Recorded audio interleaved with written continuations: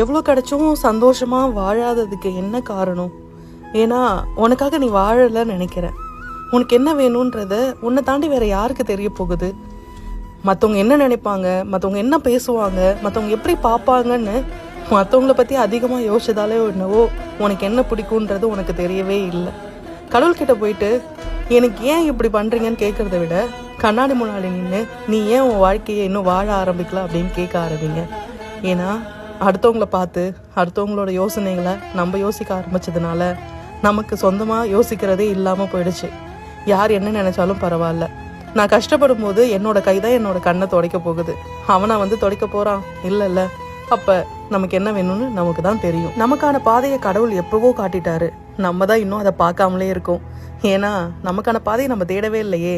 அடுத்தவன் என்ன பண்றான்றது மட்டும் தானே பார்க்குறோம். வாழ்க்கை ரொம்ப சின்னது, அதனால இப்பவே வாழ ஆரம்பிங்க.